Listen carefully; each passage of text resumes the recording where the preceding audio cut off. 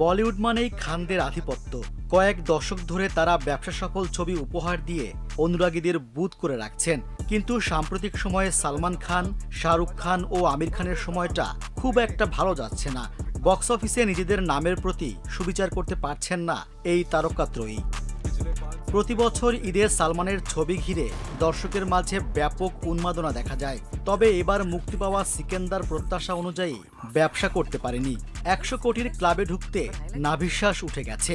অথচ গত 15 বছরে বলিউড ভাইজানের 18টি চলচ্চিত্র অনায়াসে 100 কোটি রুপির বেশি আয় করেছে। আমিরের দশা আরও শোচনীয়।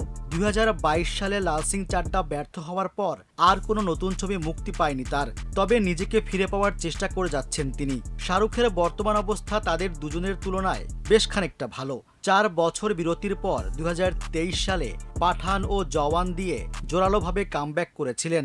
যদিও 2025 সালে তার আর কোনো ছবি মুক্তি পাচ্ছে না। এমন বাস্তবতায় বোঝাই যাচ্ছে এখন আর শুধু তারকা খ্যাতি দিয়ে বক্স অফিসে সফল হওয়া সম্ভব নয়। সময়ের সঙ্গে সঙ্গে দর্শকের রুচিও বদলেছে। তারা এখন অনেক বেশি সচেতন। তাছাড়া হালের জনপ্রিয় বিনোদন মাধ্যম ওটিটিতে ভারতের আঞ্চলিক এবং আন্তর্জাতিক বৈচিত্র্যময় ও উচ্চমানের কন্টেন্টে অভ্যস্ত হয়ে পড়ছেন। এই পরিবর্তনের ফলে এখন দর্শকরা টান টান গল্প, নতুন ধারার বিষয়বস্তু এবং বাস্তবধর্মী অভিনয় দেখতে যান। ফলে বলিউডের পরিচিত ছকবাঁধা বাণিজ্যিক চলচ্চিত্র আর আগের মতো কাজ করছে না। এমন পরিস্থিতিতে বড় বড় তারকার উপস্থিতিও আর ব্লকবাস্টার নিশ্চিত করতে পারছে না। এখানেই প্রশ্ন উঠছে, বলিউডকে টিকিয়ে রাখতে ও এগিয়ে নিতে কি এখন নতুন তারকা এবং তরুণ প্রতিভার দরকার? প্রযোজক ও চলচ্চিত্র বিশ্লেষক গিরিশ জোহর হিন্দুস্তান টাইমসকে এ বিষয়ে একমত হয়ে বলেছেন, নিঃসন্দেহে আমাদের আরও তারকা প্রয়োজন। এ নিয়ে কোনো দ্বিমত নেই। 3 খান ছাড়াও হৃতিক রোশন, অজয় দেবগন ও অক্ষয় কুমারও আছেন। তবে পরবর্তী প্রজন্ম থেকে অনেক তারকাকে উঠে আসতে হবে। বর্তমানে আমাদের রয়েছেন রণবীর কাপুর, যিনি সামনের সারিতে আছেন। তারপরে রণবীর সিং ও ভিকি কৌশলও ভালো সাড়া দিচ্ছেন।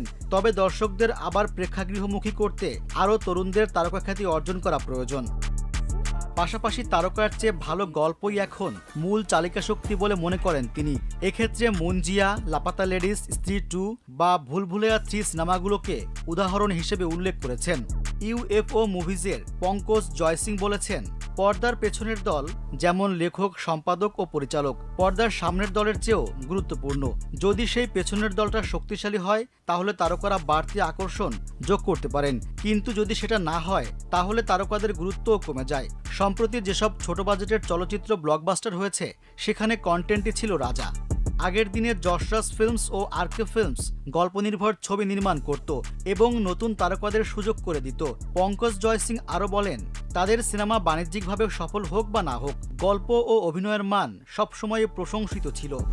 বর্তমানে দক্ষিণী ইন্ডাস্ট্রি বলিউডের মাথা ব্যথার বড় কারণ। সেখানকার তারকারা প্যান ইন্ডিয়ান সিনেমার মাধ্যমে দাপিয়ে বেড়াচ্ছেন। অথচ সালমান, আমির কিংবা শাহরুখের মতো বড় নাম থাকার পরেও সাফল্য পাচ্ছে না বলিউড।